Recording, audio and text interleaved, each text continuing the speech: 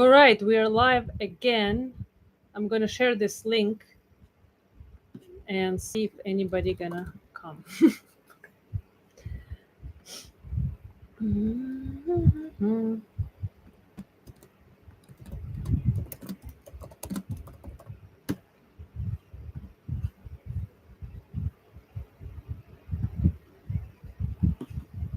Anyone here? Anybody? I see one person. I'm back. Okay. Are we here? Rob, tell us if we're here. If you see us, if we can continue this disaster. Hello. Greetings. No, can't hear you. Seriously? How do I see you? Okay. Can you hear us? Or only see us? Yes. Somebody hears us. Oh, hooray! We're not going to move much. We are on the phone internet. Crazy. Freaking crazy. Loud and clear. Annoying. Okay. All right. Let's go. So, Captain William, Yana, we already did this. So we're going to just go into live so we don't spend more time. yes. Don't Thank move. you for everybody moving from A to Yes. B Yes. and finding us again. Yes. Don't move. Don't move. Exactly. Don't move. Let's go. Hook fish. Well, we have only 2 days left before we have to splash. Yes, we are splashing on 15th. And we were saying is that the Boatyard had to make a whole lot of room and a path to get us out because the size of this boat and getting down through all the other boats and then to the water is quite a challenge. So you have to plan in advance along with the correct tide just to find the window. So if we miss the window, we're stuck for another month, which cannot happen. Yes, exactly. And it's not just stuck for another month, it can be for any kind of months. And there are also like other things in place like tide and them just blocking us because there's some boat going to be sitting there for 6 months or whatever. Yeah. And also there is now low season, which means in Thailand, everybody's doing their works. Yes, so the Boatyard is jam-packed full, a lot of charter boats waiting to get up. And so summary, They like, get out of here. we have been spending the last 3 months on the hard, but working inside the boat anyway.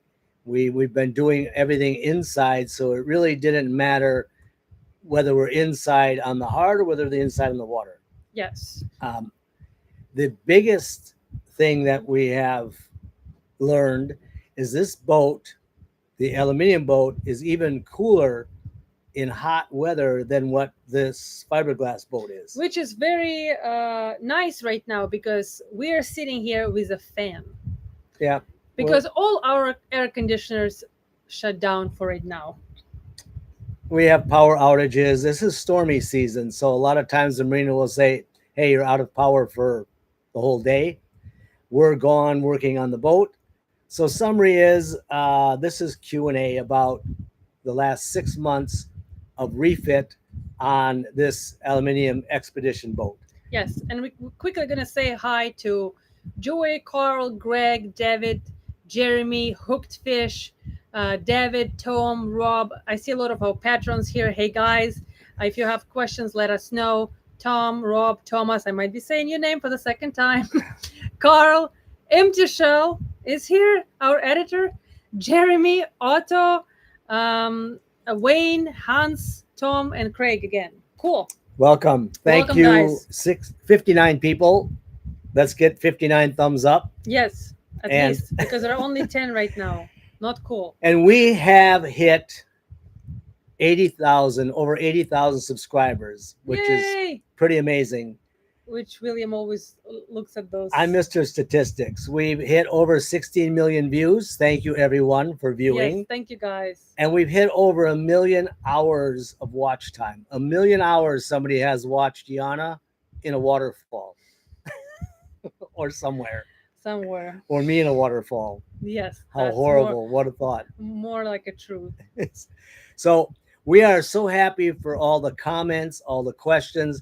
I have to say that in the last 4 months, we've been working 7 days a week. So I haven't been keeping up as much as I would like to on answering comments. And now is your day. Today is the day.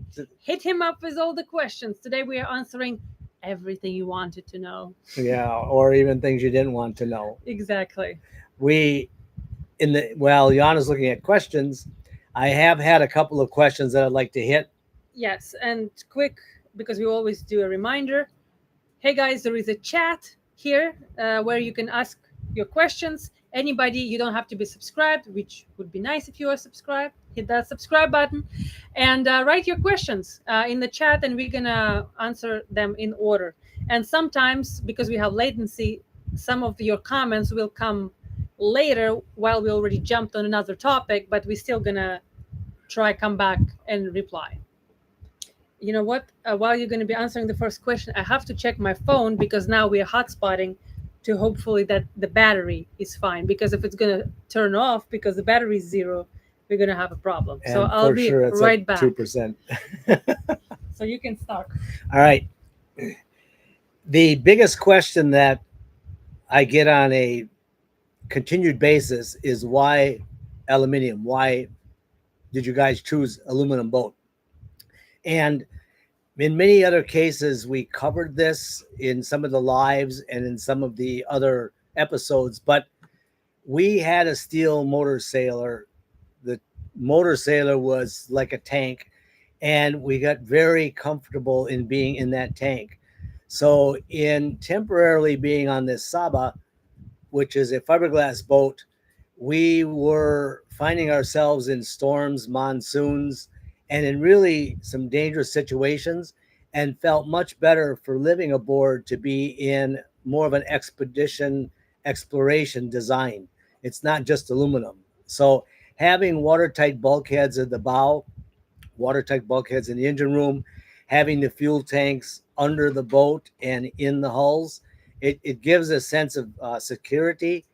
And more importantly, I think the biggest advantage is that it does have a lower helm station. So in really nasty weather, we can be inside the boat, which is very safe when you're losing stays, you lose a mast, or another boat comes crashing into you. So we decided that aluminum was definitely better than steel because we don't have rust all over the place.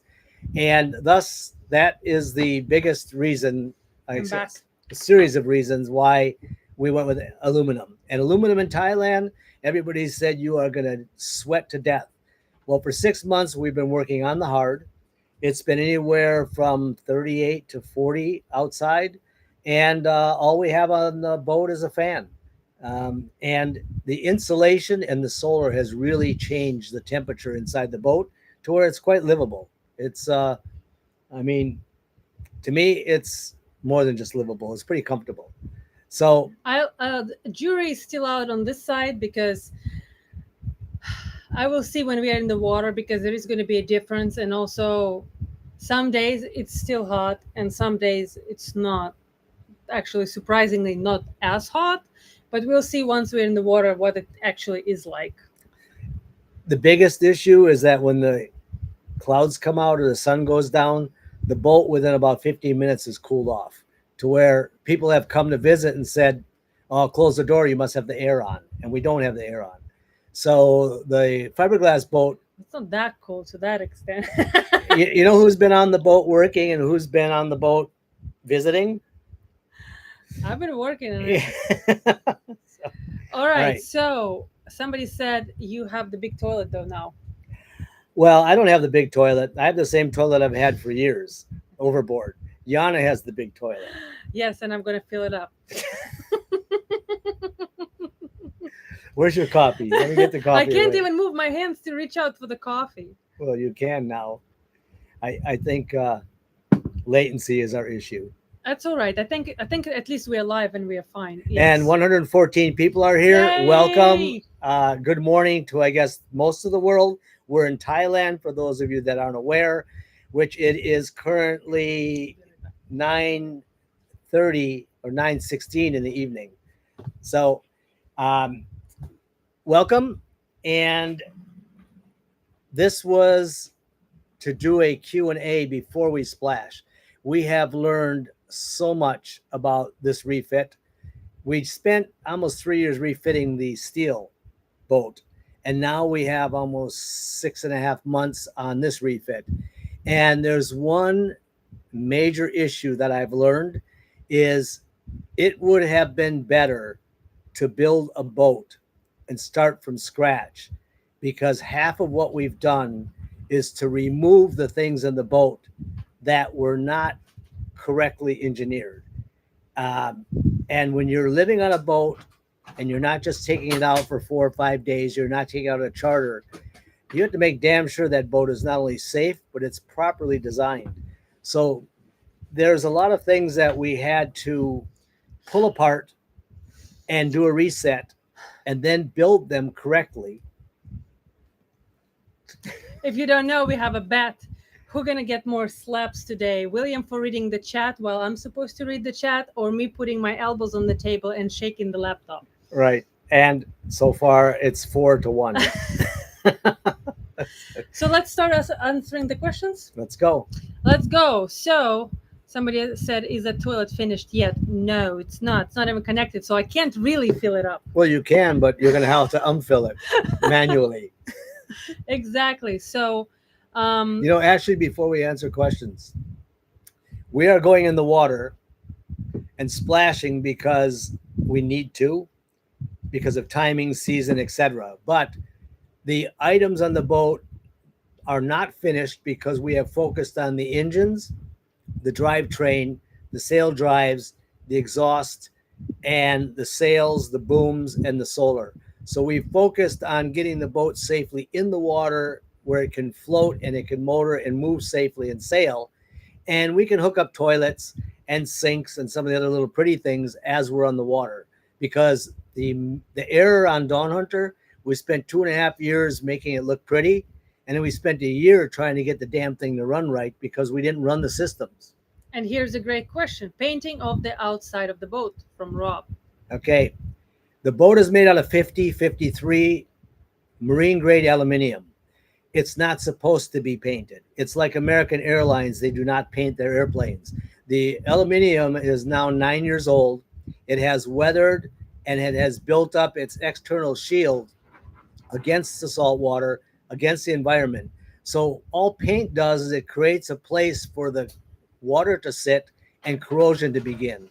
So this boat was designed not to have paint.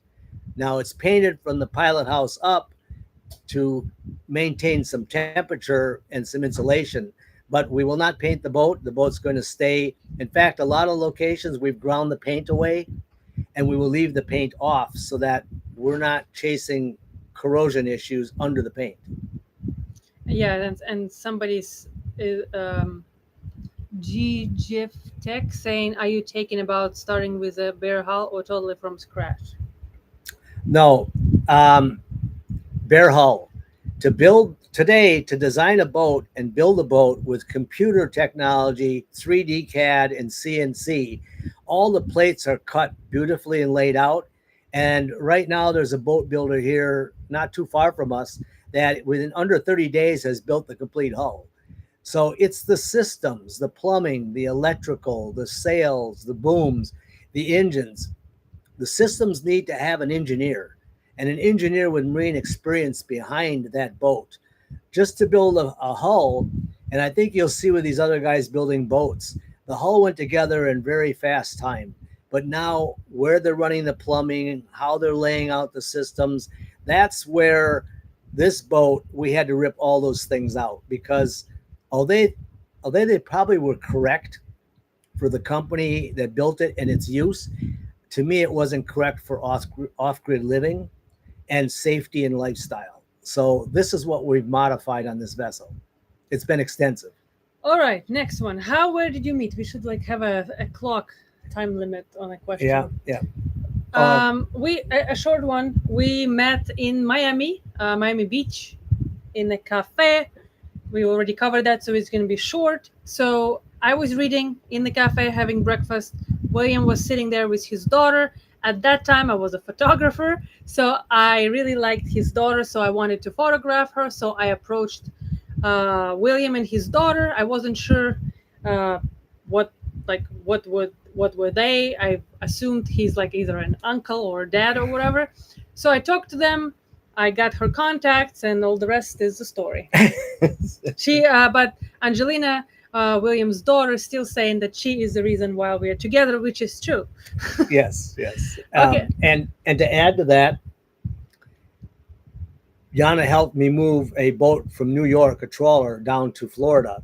And her first trip, where she was with me, was a disaster.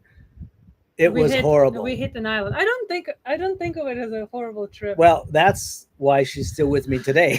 Yeah, I don't think it was bad at all. I think it was pretty cool. We hit an island. We almost sunk. We lost one engine offshore.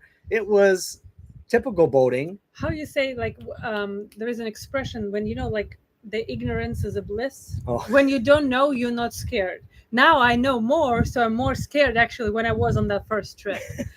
So next one is from Jeremy. What kind of battery bank do you have now? All right. In short, I will be releasing a separate video on the battery bank DC power generation.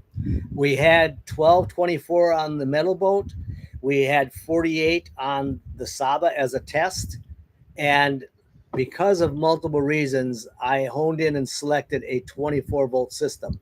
And the 24 volt system is a port side battery bank with 31 kilowatt hours, 31,000 kilowatt hours, and a starboard with 31,000 kilowatt hours. But I'll go in depth on that. If you can look at one of our past episodes, we were building the batteries. And so our vessel is a 24 volt port starboard lithium system with EV 304 cells and also a 12 volt starting system for the two engines. No generator. We're using specialty built alternators for power generation on both port and starboard. Yes, and check out every month, because I'm sure the system going to change yet like 50 times, because this is Mr. Engineer. What he's saying today, not necessarily what's going to be here tomorrow, because it might not be, like you have to run the test. We have to run the test first. And, because there's so many questions and there is some latency, I'll have to go back and forth, right? That's okay. I can't look at them. Yes, you can't look, so you will not know. So I'm just telling you guys. Okay, so somebody said, and not somebody, it's actually Damon said, looking forward to the electric video. It's hard to watch. Wayne is saying it's hard to watch a sailing show that's not sailing, though. You know what, Wayne? Tell about the expression. It's damn hard to be sitting on the hard for 6 months when you've got boats all around you. You've got people coming and going. Hello to many of the visitors we've had. When I get a chance, I'll have to say thank you for people that have come by and looked at this atrocity. We want to get sailing probably more than you guys want to see us sailing. Yeah, but I thought you're going to say about sailing Zingaro. If you guys are watching about sailing Zingaro, he said there is a sailor and there is a nailer. And we decided that definitely William is a nailer. And here we get into the next question, which is there was something funny from 146 people. Welcome. Hello. Where was it? There was a question, something about how long before you think you're gonna get another boat to refit, like the itch. Should I tell you that I saw that question or not? Sure. Okay. Slap. Yeah, go ahead, answer that. All right. This is it. When I say this is it, when I get on this boat and I sit at the helm station. I'm writing down the words. This boat is everything that I've ever wanted. I never really wanted a sailboat. I wanted a trawler. It's like the third wife and that I am. Yeah. So you ever wanted?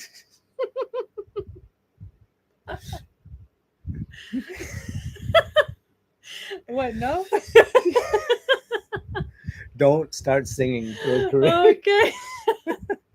So, to answer that question, this boat is a combination of a sailboat, combination of a trawler, and an expedition catamaran. It's all wrapped into one because we have the upper helm station when we want to be out in the weather. We have the lower helm station, which is a command center to operate everything on the vessel. And more importantly, this boat can hit whatever the hell I want, Hopefully not. and it's just going to get more dense in it. It already has been in 2 storms that have wrecked about 30 boats, and there are dents in the hull. They'll stay there. Like an orca. Yes.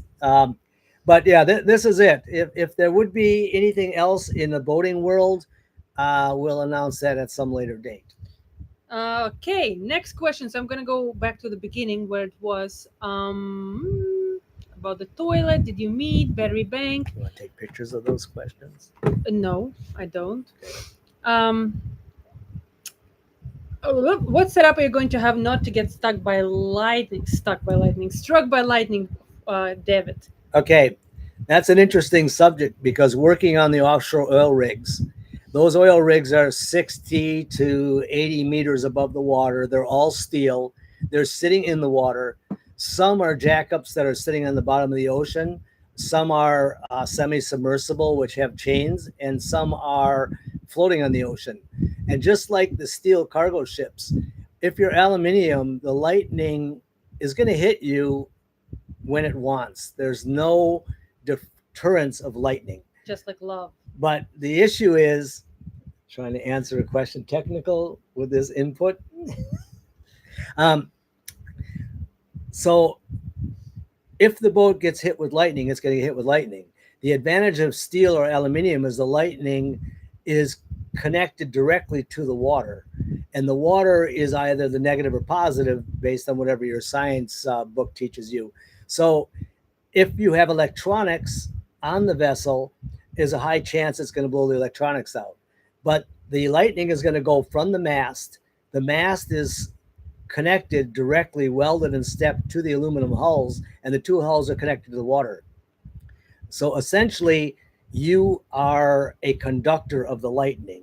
If you're a fiberglass boat with an aluminum mast, now that lightning needs to travel down the mast and through some type of conductor, and there isn't a conductor big enough to handle 60,000 to 6 million volts.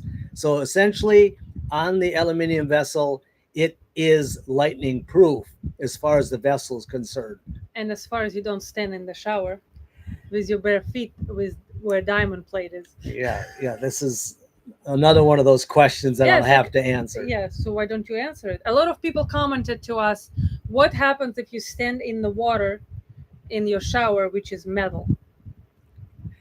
So I'll answer that question by what happens when you're outside and you're standing on your boat and you're taking a shower.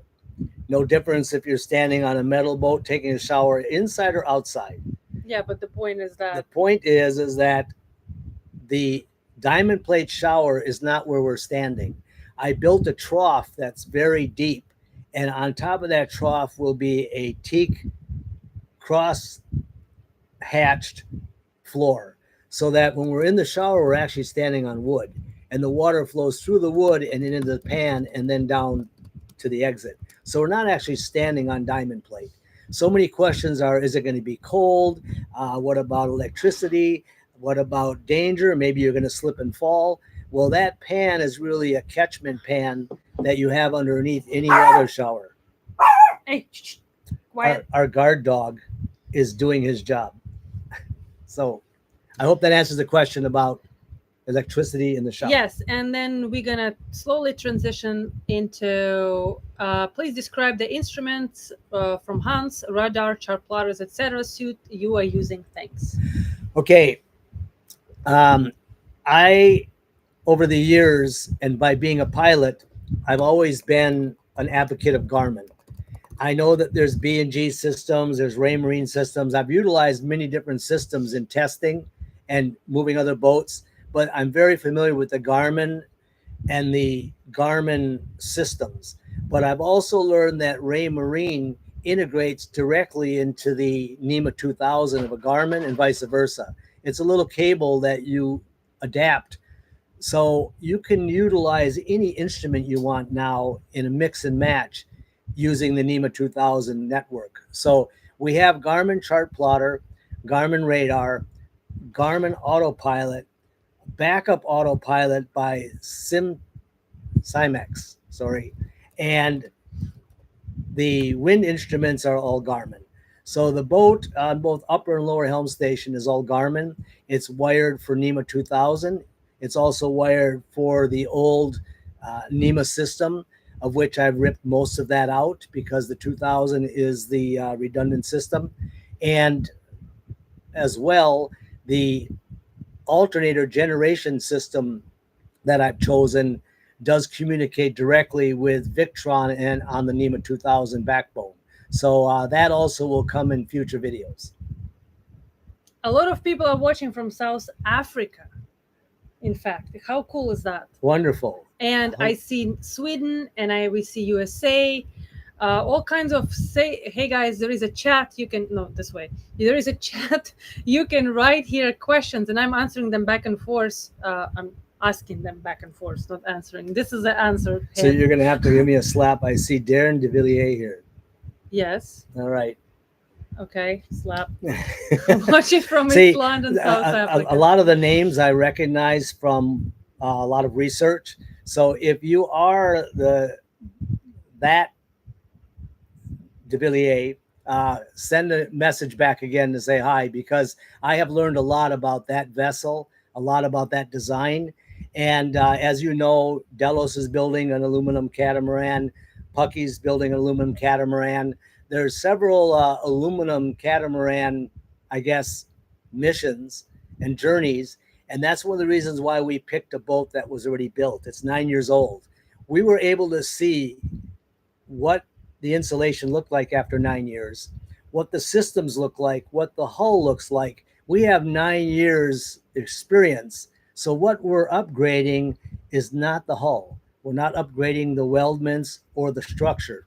We're upgrading the systems based on my engineering background and the, I guess, oil rig background to make them more suitable for off-grid living. Ooh, a lot of questions. You gotta take shorter bursts. Okay, keep hitting me with them. All right, so let's do a quick. A lot of people shout out. Yes, I see a lot of. So there is Sadik, Jeremy, John from Israel. RG Adams is wondering, did not know you flew planes. We did. I hate planes. Yeah, I was a private pilot. I got my IFR, BFR, and then decided that boating was so much safer. Actually, at the time, you could drink and boat, and you could have friends along with you. You didn't invite a date with you and say, well, here's your pee bottle. So, and heading into the question, 2 people asked already, what location are you 2 headed to once the refit is done? And also somebody said we are welcome to Sweden. That's cool. And yes, there was something else regarding the location. Yes, so you go ahead. All right. You answer that. Our plan, and it's still coming together, is to work on the boat in the rainy monsoon season, and this time actually be on an in synchronization with the weather. Since we've met, we're always boating when there's storms and tornadoes, and then we're on the hard when it's beautiful out. So this time we're going to spend the season, when season happens, all over Thailand and enjoying the islands, the diving, and checking out and testing the boat. Right, because we've realized that in between all these boats and refits, we didn't really enjoy the actual cruising, and that's what we want to do. And sailing. I want to, right now I get the boat out. Sailing channel that doesn't sail, Wayne said. Yeah. I mean, right now I throw the head sail up any moment I can to dodge fish traps and go from island to island. But this boat was designed to sail. It's got very narrow hulls. It's got a huge boom sail plan. And I want to exercise this boat the way it was designed. Okay. And actually somebody said back, this, I'm going to go back. It's something like, yes. So Bjorn says, the boat feels quite heavily built. What is your view on this?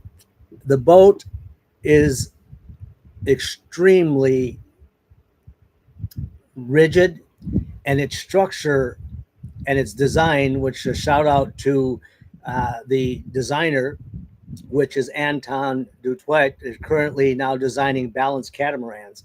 He designed this boat as a 49 foot. It's a 53, but the stringers, the hull, the design. It has 4 structural boxes that connect the port and starboard hulls together. It is built and it has taken on some very dangerous seas. It has already been over 25 knots with everybody cleaning out their pants. And the boat has hit where the greenies are going over the top on a constant basis. No, not over 25 knots. Speed. Speed. Yes, speed, Yeah. not the winds. No, speed 25 knots because, but essentially, yes, the boat with the stringers, there are some locations where all the portholes are, that the aluminium is 20 millimeters thick. 20 millimeters, not in places, but the whole length where the portholes are. Every 60 centimeters is a stringer, and each stringer is completely continuous welded to the hull. The tanks for water and fuel are part of the hull, so that also gives additional structural integrity. And if you saw our last video where I cut bulkhead doors, the front bulkhead and the engine room bulkhead are completely watertight, and those are out of 6 millimeter aluminium. So the boat is designed for excessive seas and for true exploration, as I call it. And next question coming from, anyways, how long, from Robert, how long have you two been together? 8 years. We have Yes. been together 8 years. We've been married for 7 years. No, he always like adds 50 years to it. No, we've been married for maybe like 6. I don't even want to bet. This beautiful woman can't remember yesterday. It's So because I'm more focused on what's happening right now. And Tom is saying, with a larger boat, is there any chance she'll have more stuff that you can stow?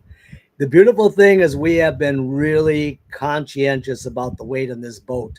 It's been concerning, and it's been a huge factor in what we add and what we take off.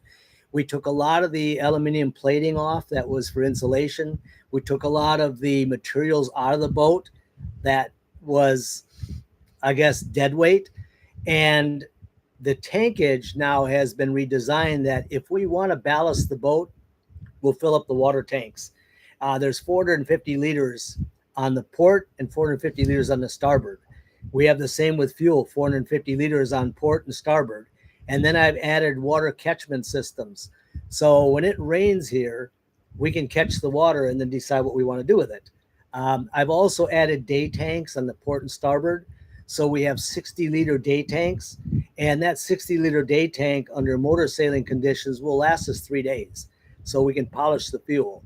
So we have really redesigned this vessel for offshore and for off-grid use, which is kind of like mixing a Nordhaven trawler along with a catamaran to have this offshore capability. Scary stuff. Pitbull is saying, if William got the workshop he wanted, Yana, what did you get? Oh, We're not going to tell you. you know, you guys have to hear this.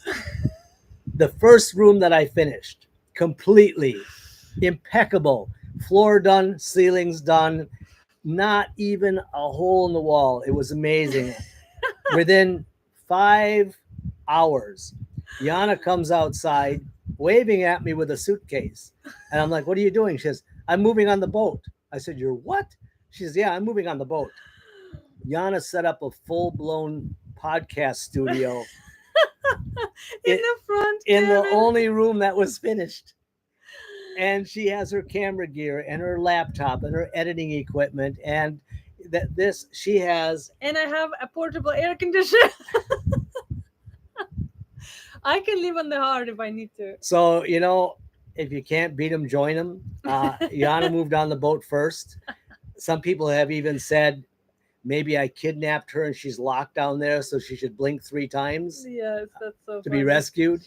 Yes. But it actually has changed our video, I guess, quality, because I was trying to video and work, and I can't video and work. Damon said to me, I would love to catch up on my videos, but it's so hard to get shit done when I'm trying to record. So now I can say, Yana, can you come record this? Yana, I need help with this. So now I have an onboard video recorder And now I'm not getting yelled at by saying, where's the content? We have to have content if we're going to release. And speaking of this, the question that we had from our editor was, what upgrade or feature are you most excited to use or you add especially in this boat for the first time once it's launched? What upgrade feature? Yes. I would say, if I just think off the top of my head, having ample solar and having the correct battery bank without a generator is going to be amazing. We have been running the boat. I've been welding on the boat. We've been running these inefficient AC air conditioners on the boat off of our one battery bank to date and solar. And so we have gotten to where the solar is keeping up with the air conditioning in the daytime without using any battery. So we already hit a home run and we haven't even turned on the DC air conditioners yet. So I think the systems will be the biggest exciting feature of this boat. And Damon asked also, the kind of related to this, really interested in your beefed up alternator and how often you will have to run the engines to replenish the 20 plus K battery bank. You know, there are two systems I have designed, and I'm working with a company in India for a DC generator system that runs off the front of the engine or off the back of the engine. And that is a 10 kilowatt, 350 amp DC generator head that will be on each engine. In the meantime, I have researched and I've gone with a company called Arco Zeos, and they make a 7,000 watt alternator, and they make a 7,000 watt second alternator for each engine and a controller for each engine, and they can run as master or slave. So effectively, I will have 14,000 watts of output by running the engine at 1800 RPM. Essentially, your generator is running at 1800 RPM. It makes AC, then it goes to a Victron, which then converts it into DC and charges the battery. You have so many losses there.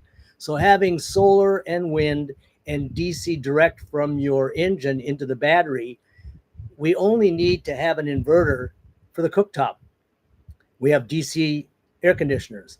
So true off-grid is to utilize a DC system like we do on the rigs and like they do at emergency response. They're not converting everything to AC. So that is what we have designed, and we've been testing on the hard.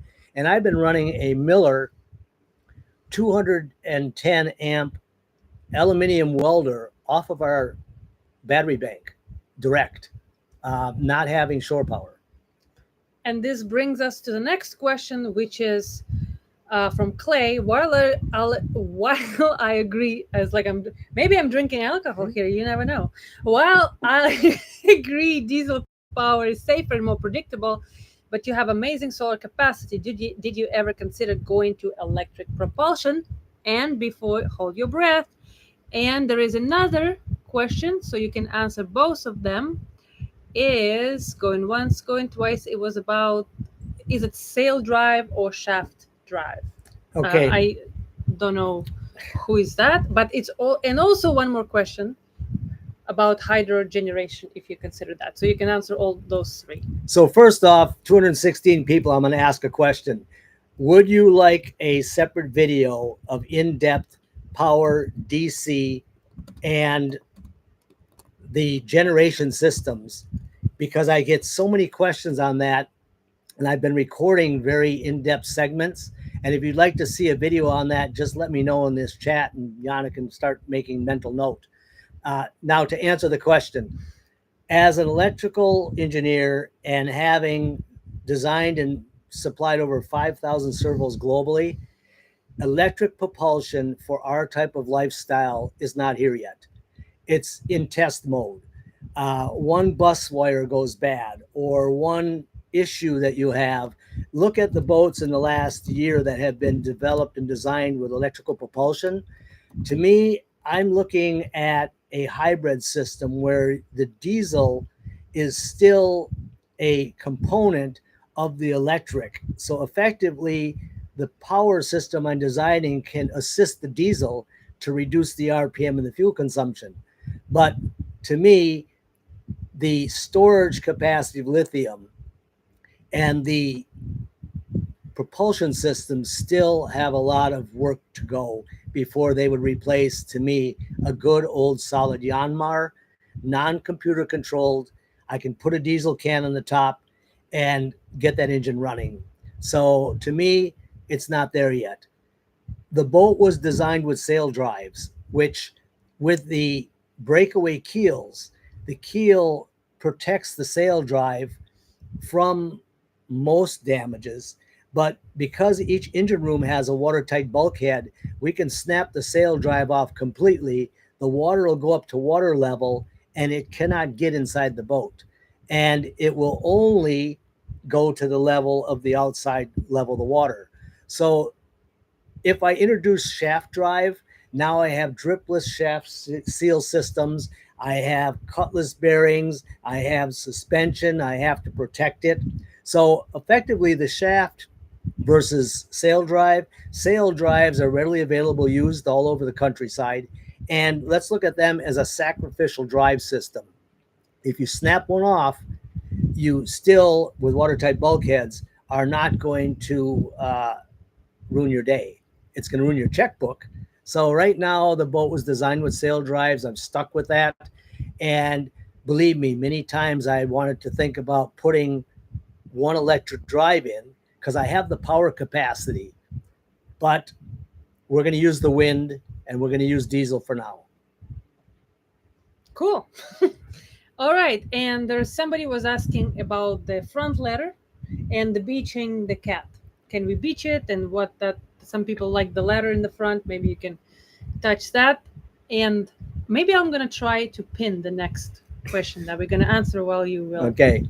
The other amazing feature of the boat was naturally this front ladder, and that the boat has the capacity and multiple times has beached itself for changing a prop, fixing something. Right now we're on the hard on the two keels. The boat's sitting on the hard the keels for the last 6 months. It's no different sitting on this concrete parking lot as it would be sitting on a beach. So when I say breakaway keels, the keels are welded to the hull structure, but they're made to break away. And if they break away, underneath is still a full hull. So you're not going to have an issue or problem. And yes, we will beach the boat many times if possible. You just have to go in advance and make sure that you're not going to bounce up and down a bunch of rocks. Exactly. I was going to say, I'd rather not. Ow. Slap. 7. But by the way, somebody was asking how we met. We actually answered this in this live. If you go back, we answered that question. Next question, 60s DJ. I'm telling you, if you live full time on a boat or even a motorhome, it's completely exhausting. How do you deal with a burnt out? You know, I sent a message to a friend a couple days ago, and we get so many people ask us, how can you live on a boat? How do you two of you do it? And if you have to ask, or if you say that it's exhausting, it's okay, because to some people it is.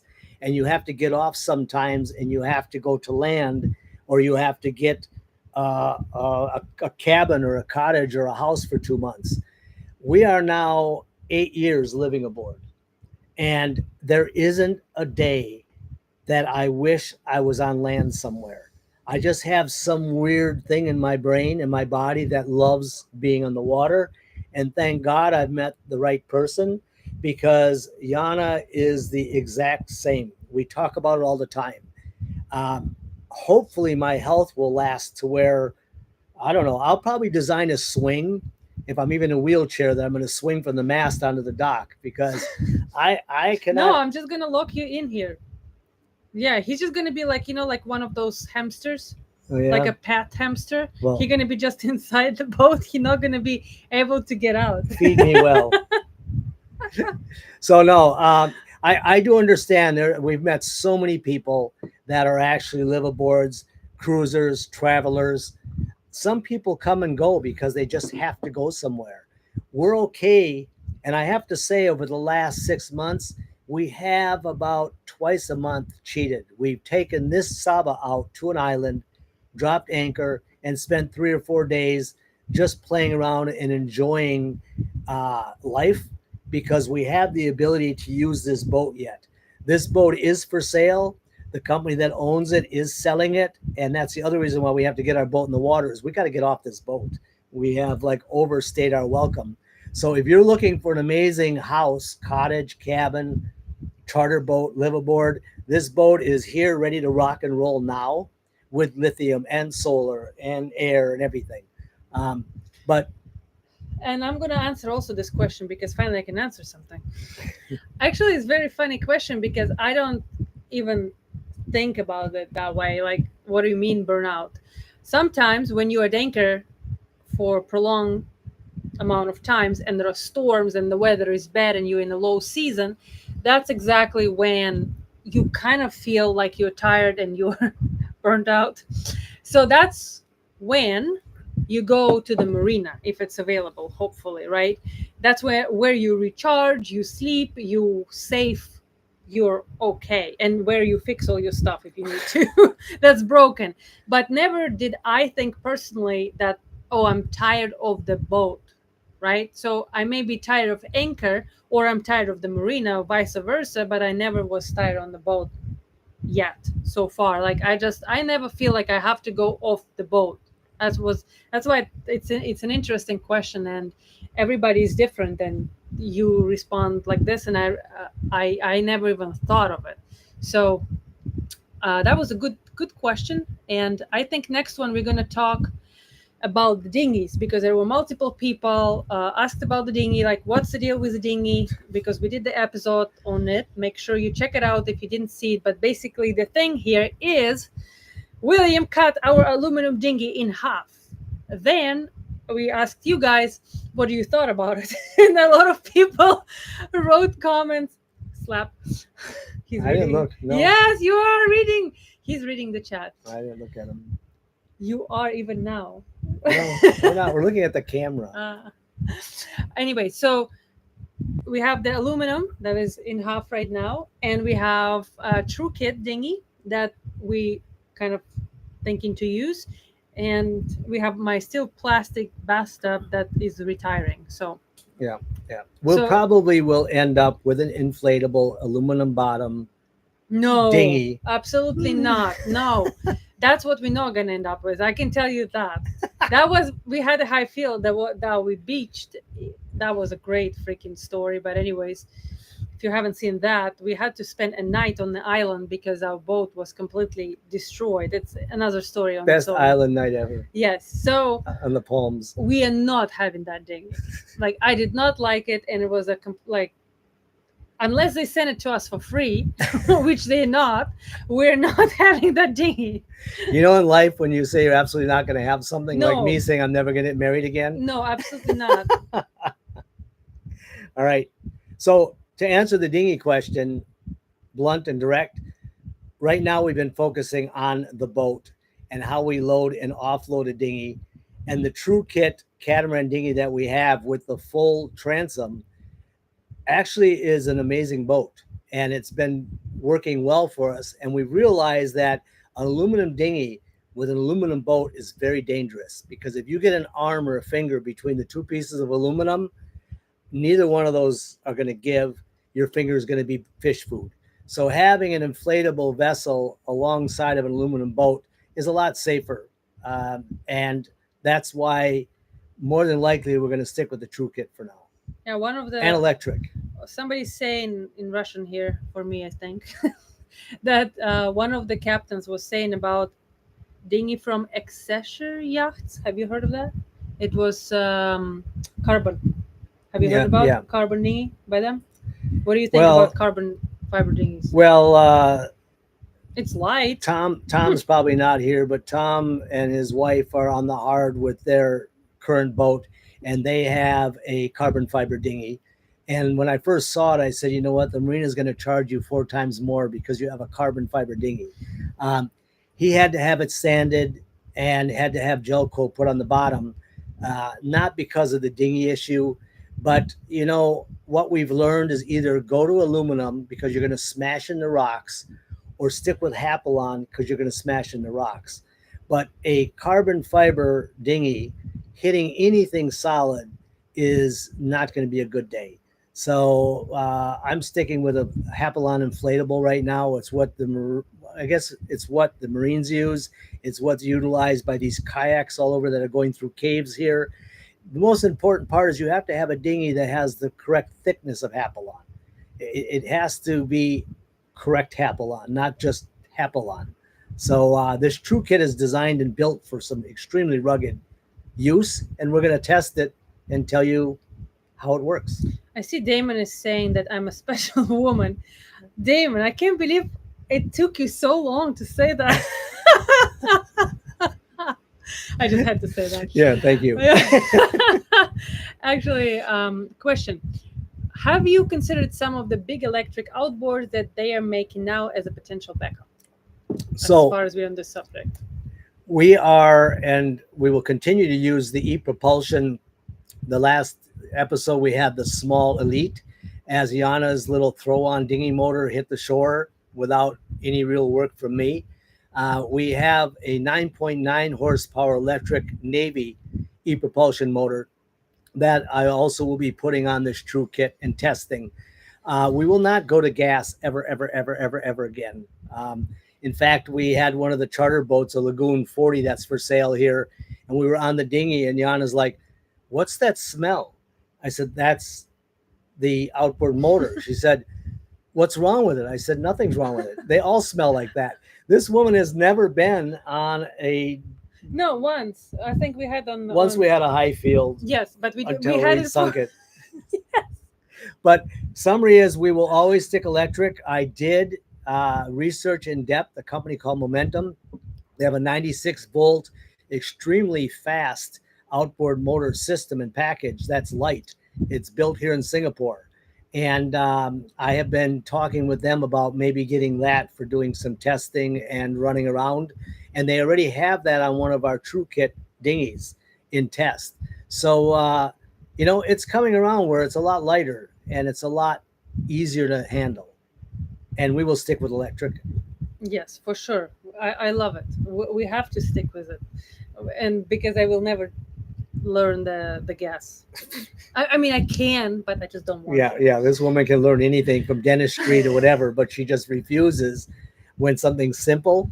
She'd rather just take the shortcut. There are better options. Mm-hmm. Do you ever fight with each other? Ivazi asking. It's such a good question. Whoa. What do you mean by fighting? Like a physical fight? No. I wouldn't call it fighting, but sometimes we get like into some like...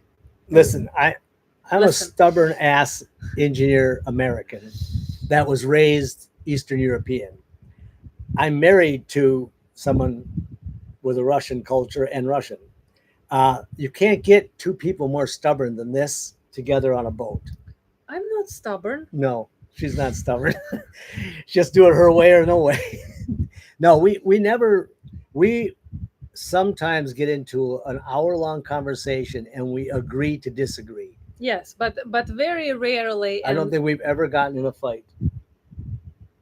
See, we have to think about it. So Yeah. Probably not. Yeah, not like fighting. Oh, wait, I got slapped once in the face, I think 3 times. And Yes. she was just playing around. Yes, because we were playing around and he slapped me for fun, because at On that the time shoulder. we was doing martial arts simulation, and I slapped him back 3 times, and for some reason he got upset and he was like, "You can't slap me 3 times," because some charm about 3 times slap. I don't know. So that's why we're joking today that we're slapping each other. Yes. Yeah, we don't fight. No, really. But we don't have a choice. Where the hell are you going to go? You're at anchor, you get in a fight. Who's going to go ashore? Okay. And then where are you going to go? You got to come back. So somebody told you motorboating son of a bitch. You know what? Whoever said that, haul your ass over here with us when we're out at anchor in a monsoon and tell me about your sailboat life. You know, I'm Cryptotone lock. okay, cool. Cryptotone lock. We had a visitor, and a shout out to Sam. Sam, who crossed the ocean in a what size boat? 23-foot boat. 23-foot boat. Then he was up the Gambia River in his boat. He visited a couple of weeks ago, and you know what? He sailed, and he said to me, sailing across the ocean in a boat is a hell of a lot easier than sailing in Thailand. You don't have fish traps. You don't have boaters crossing you. You don't have nets. You don't have crazy currents and wind blowing between the islands. This is not your go out and put your booties on and raise your sail up and kick back and have a beer area. So I always laugh at people when they give me comments like that. Is, you know what? I'll enjoy my motoring son of a bitch. Somebody was asking, sorry, I've lost who you were, but about the water maker. We have, which came with the boat, which is an extremely strong design. It's a DC Leeson motor, 24 volt, that runs a pressurized power head water maker. So effectively, we have a DC water maker that has the capacity of about 150 liters, something like that. We do have a test system that is a 50 liter per hour DC as well. But the water maker has a spare head, spare motor, 4 membranes. And so that water maker has been effectively making water for this boat at 450 liters per side. And that is the water maker we'll continue on. When I install it and hook it up, I'll be doing a portion of that video as well. Hey, in case if I missed your question and you're still wondering something, please let me know in the chat box. Now I'm pitting the next questions, which are much easier to. Somebody was asking about the anodes. Okay. The boat has 5 anodes, which are actually sunken into the hull. And when we bought the boat had been sitting for 3 years, hadn't been hauled out. We hauled it out. When I pulled the anodes off, they're about 30 millimeter thick. 30 centimeter. I have to get right here. They're about 3 inches thick. How's that? And only a small surface on the exterior was gone from the anodes because the boat does not have a shore power cord. Yeah, and I found this question: how do you combat galvanic corrosion? Yeah, from John. The boat doesn't have a shore power cord. The boat does not have shore power connection. The boat is and has always been running only off of solar and off of lithium. So essentially, we're not having galvanic issues with boats around us in the marina. We do have a galvanic testing system on the boat that I can switch the switches and I can check whether or not we have a galvanic issue. But the way the boat was designed and built is all the power cables are running through aluminum tubes that are welded to the hull, and the DC is separated from the AC, and the signal is separated. So the boat has been designed with the power transfer in mind, and thus why I moved the battery bank to the back next to the alternators, because the alternators, the solar and the wind, is our primary generation location. So I only have a very short 2-meter run of the power cables to the battery banks. And then the lighter cables run to the DC air conditioners. So effectively in 9 years, there is 0 galvanic problem with the boat. So I don't intend to do anything to change that. Hopefully not. But what about, like, even I have this question. We've mentioned that the boat doesn't have the shore power cord, right? But how realistic is it actually never to plug in the marina? I'm an electrical engineer. That's what I designed it for. We're not putting a shore power cord. If you cannot get enough power out of these batteries, we're shutting shit off. We're moving out. Burnout is real. Now, I should preface, when you plug your boat into shore power, you're connecting the ground of your systems to the ground of the marina. You're also connecting the AC of the marina, which for the most part is extremely dirty power. And now your boat is fighting the boat next to you and the boat next to that. Not to say that our steel boat maybe didn't eat the anodes out of 3 fiberglass boats when we were in a marina. And not to say that our aluminum boat may not affect other boats. But as long as we're not connected to the grid, we can control where that power goes and where those ground, I would say, eddy currents are going. Paul is saying hi, Don and Hunter. It's actually funny how many people, I'm sure you're joking, but how many people think I'm Don and he's Hunter, like for real? Well, at least I don't think I'm Don and you're Hunter. 237 people. Welcome.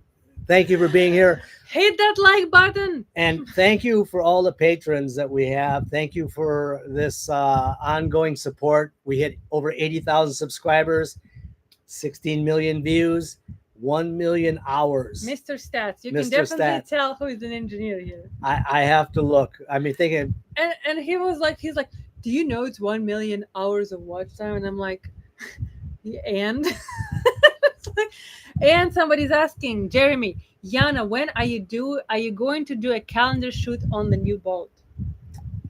When? What are you going to shoot? Birds, monkeys? Shoot. You know, you guys have to tell me something.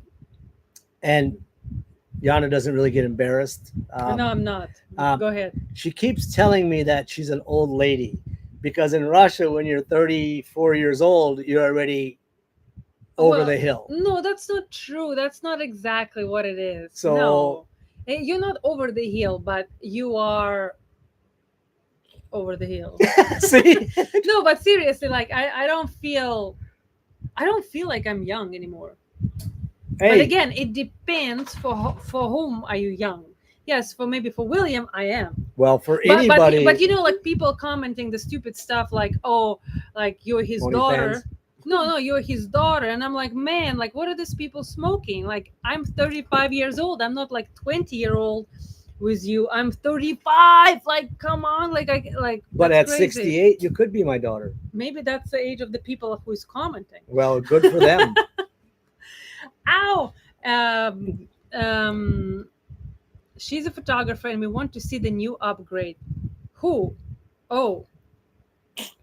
That must be like some... Do I have to read this? Yes, some secret. Where is it?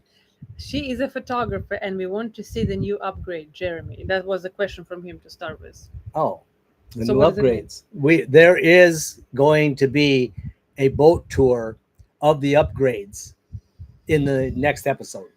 So you will be able to see all the things that we have done to this vessel since December 30th to today. Michael saying no babushkas here. Chris, my husband turns 50 in August and I'm 70, so I'm not complaining. Exactly. It's all in your head. We have this merch that's saying age is only in your head. And that's exactly true. It's in my head that I'm older and it is in his head that he's younger. So we are the same age. Yeah, we probably should have named the channel different when we started. Had we known how all of these demographics work, it probably should have been old man, young wife. Oh yeah, we were like rolling. So funny. What was it like? I don't remember now. We were just going. We go on a banter sometimes because we're like, dawn hunters. What is that? Yeah, but if it's old man, it was something like old dude with young chick or something. Like we wanted like something stupid like because that. Because we have met so many people from Africa to the airports to Thailand that say, hey, you're that bald-headed guy with the tattooed chick. So often we get hello of bald guy, tattooed girl, or tattooed chick. Yeah, he's like, oh, that's the bald guy with the tattooed chick. Yeah, so if it is what it is, so be it. Yeah, we don't care. It's okay. Like I don't know half of the people who we watching their actual names. I kind of know the channel name, if even. Anyways, Krusty and Busty, this is horrible. I'm the crusty one for sure. Hopefully. You haven't seen me with my shirt off lately. Okay, that one just beat everybody. Yeah, that's great. I think you're the one he's the one who's writing those comments. Maybe. Welcome, 237 people. Yes, please. Thank you. Good morning the like button. to the rest of the world. Let's go back to serious questions by Bjorn. How do you protect the wire circuits which are connected to the wires in the mast in case of a lightning strike? You know, I go back to this subject.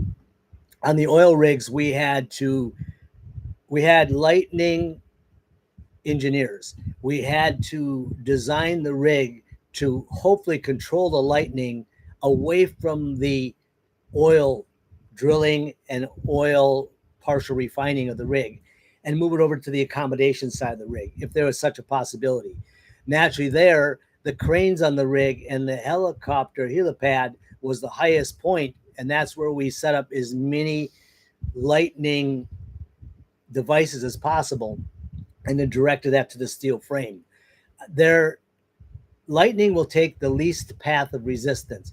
If it hits this mast is huge and it is very large in circumference, and it is connected directly to a step mast box, which is 40 centimeter by 40 centimeter by 10 millimeter thick, connecting the port and starboard hull. The lightning is going to go down the mast and immediately hit the boat, and the boat is in the water. So if it decides to take wiring along with it, there's nothing you can do about that. Even on hotels, we put lightning protection, lightning arresters. It's only for the insurance company. You are never going to control what happens with a lightning strike. Hopefully, we're going to be standing in our Crocs and we're not touching the water and the boat at that instant. If we're standing on the boat, we are equalized to the boat. So anyway, lightning hits oil rigs all the time. It hits oil tankers and vessels all the time. It's normal. But because they're steel and they conduct the electricity, it isn't like lightning hitting a sailboat or a fiberglass catamaran. Whole different story. Question box. I think we almost like went through all the questions, or I just lost them all. I saw one or two there. Yes. What is this? A lot of people are just saying like that they like watching us. Say thank you. So thank you. Any specs on the boat range and motors? Actually, this I wait. What is it? Oh yes, that was a good question. So okay, Carl, have you got any specs on boat range, on motors, only fuel capacity, etc., etc.? Okay, when we do the current condition of the boat tour, we're going to, and I'm going to explain the specs of the boat. The capacities I'm giving you is because they are 4-cylinder Yanmar port and starboard engines. And the fuel capacity on the vessel is something I equate to our steel motor sailor. We filled up once. And this boat, we filled up the port and starboard tanks in the Seychelles. Just out of the Seychelles, the starboard engine blew out because there was not a strainer on the inlet of the engine. And the water came into the heat exchanger and plugged the heat exchanger. And the gauge was bouncing from all the way hot to all the way off. The crew sent me the video 2 days ago. And I realized it's because the engine locked up. We have a full 420 liters of fuel on the starboard side because we weren't able to use the fuel and we couldn't transfer it. So the reality is that it's very hard to look at range when you have 450 liters of fuel on each side, another 60 liters on each side of day tank. If you're sailing and you're motor sailing and you have a combination of wind and on and off. So I will go over the specifications if we were running these engines at the RPM and speed, because the vessel is designed with very narrow hulls. It has the same hulls as a gunship. So it is very economic and very fast under power. But that we have to spend time ourselves to give you real live specifications. I can't give you specs on what I didn't test before. So that's coming in the up and coming episodes. All right, Florida Trawler question: do you get? Please take care of your health. Do you get checkups before long journeys? William, having a health emergency would be disastrous. What about me? What about my emergencies? I can have appendicitis tomorrow, and Yana got bit with a pig and it was an emergency. We had a race in our steel boat exactly back to the hospital. what's going on. Actually, our insurance was lapsed because like I couldn't like add the car to it, and we had the whole thing and whatever. Anyways, so no, William, I can't even make him go to the freaking hospital to do the checkup. What do you mean? This person never goes to a doctor. Who is going to the doctor is me. Again, being from Eastern Europe, we always have a joke that 911 comes to your place if you have a headache. You know what I mean? It's true. And it's free. Talking to my dad yesterday, he said, I'm going to be 93 in August. I said, no, Dad, you're going to be 94. He said, shit. He says, I thought I was going to be 93. I said, well, I didn't want to ruin your parade. Let's just pretend you're going to be 93. And we talk often and frequently about health and health issues. I think of Pierre. I have several friends that have had health issues and they said, screw it. They changed their diet. They went boating. And 4 years later, they're still around here.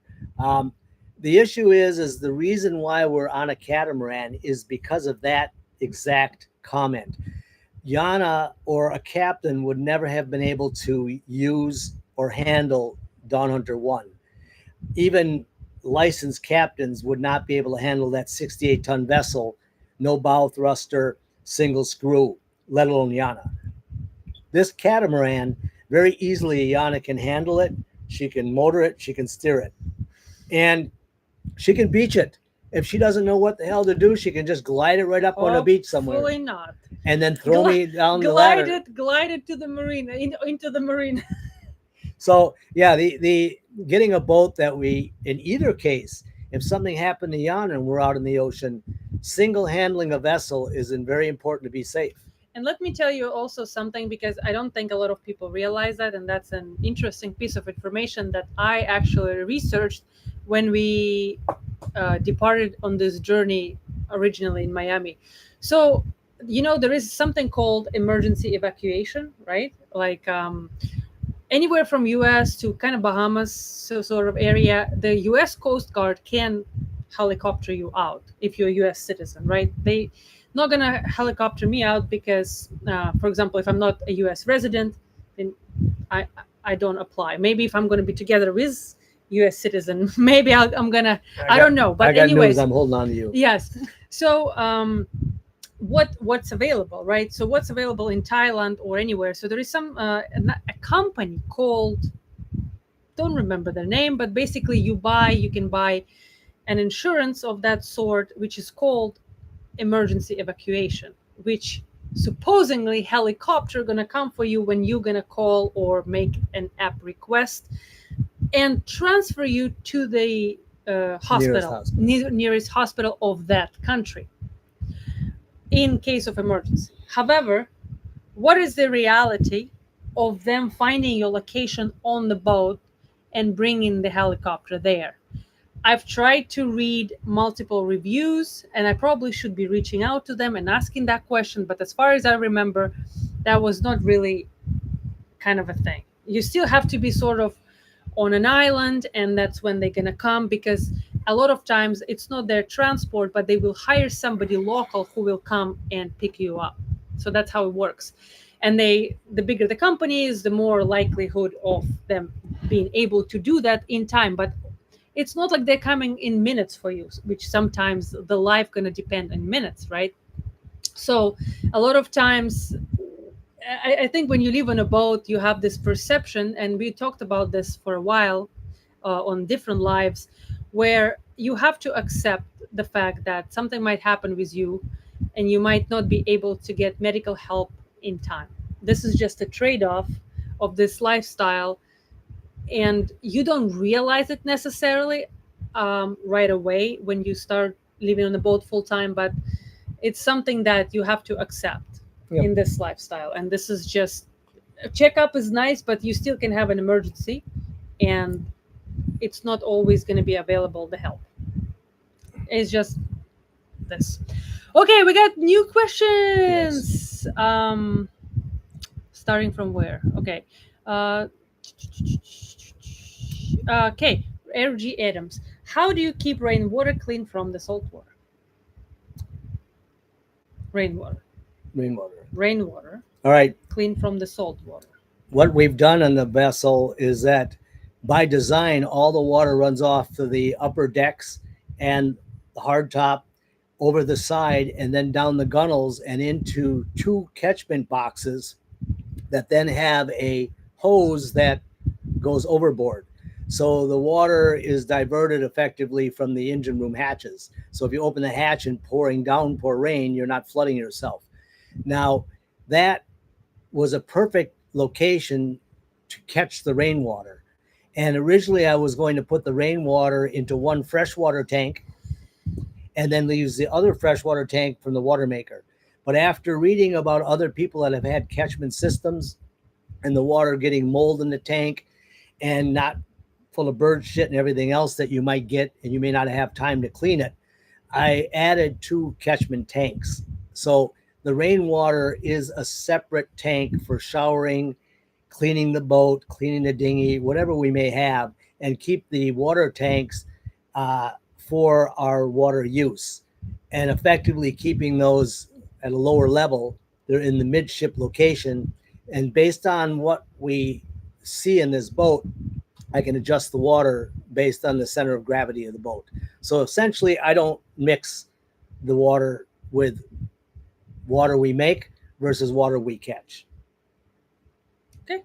By the way, a lot of people said that they would like a video on what you asked them about the electrical system. And Tim just said again, I'd love to see the details on building a good DC system. So yes.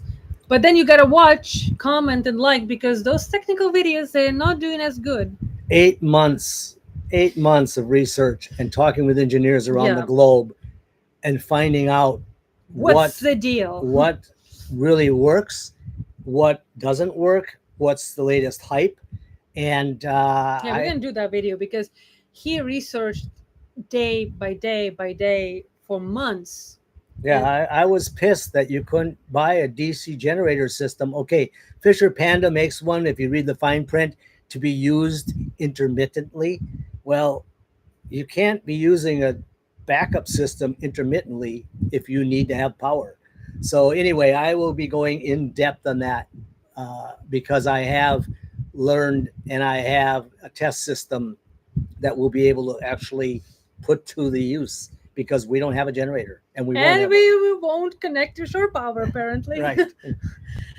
Somebody Sid saying, yeah, what's the deal with all the tattoos?